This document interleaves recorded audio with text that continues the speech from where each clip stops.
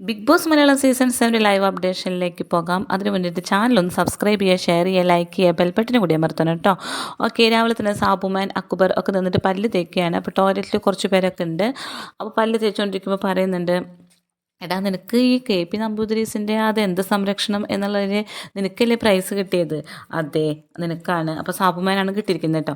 ഓ, നീ അപ്പോൾ അലൈൻമെൻ്റ് ഒക്കെ ചെയ്തിട്ടാണല്ലേ നിനക്ക് അങ്ങനെ പല്ല് അത്രയും നല്ല ഭംഗിയിലിരിക്കുന്നതെന്ന് പറയുന്നുണ്ട്. അപ്പോൾ സാബുമാനുണ്ട്, ഞാൻ ചെയ്തിട്ടില്ല, പല്ല് ഞാൻ കമ്പി ഇട്ടിട്ടുണ്ട്, പല്ല് പൊന്തിയപ്പോൾ കമ്പി ഇട്ടിട്ടുണ്ട് എന്ന് പറയുന്നുണ്ട് കേട്ടോ. അപ്പോൾ പറയുന്നുണ്ട്, അനുമോളൊക്കെ ചെയ്തത് ചെയ്യുകയാണെങ്കിൽ 3.5 ലക്ഷം രൂപ നീ കൊടുക്കേണ്ടി വരും എന്ന് പറയുന്നുണ്ട്. അനുമോൾ അലൈൻമെൻറ്റ് ചെയ്തിരിക്കുന്നത് 3.5 ലക്ഷം രൂപയ്ക്കാണ് എന്ന് പറയുന്നുണ്ട്. സാബുമ്മ ഞെട്ടിയിട്ട് ചോദിക്കണ്ട, 3.5 ലക്ഷം രൂപയ്ക്കോ അലൈൻമെൻറ്റോ, അതെന്തുവാ ചോദിച്ച് നിൽക്കുന്നുണ്ട്. അപ്പോൾ അനുമോൾ ടോയ്ലറ്റിൽ നിന്ന് ഇറങ്ങി വരുന്നുണ്ട്. അനുമോൾ ടോയ്ലറ്റിലുണ്ടായിരുന്നു.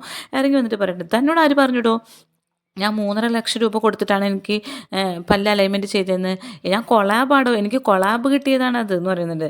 താൻ പറയുന്നത് കേട്ടാൽ പുറത്തുള്ളവർ വിചാരിക്കും ഞാൻ എൻ്റെ പൈസ 3.5 ലക്ഷം രൂപ ചിലവാക്കിയിട്ടാണ് ഇത് ചെയ്തത്. അതുമാത്രമല്ല, താൻ പറഞ്ഞത് തെറ്റാണ്, 3 ലക്ഷം രൂപയാണ് കൊളാബ് അതിനുള്ളത് എന്ന് പറയുന്നുണ്ട്.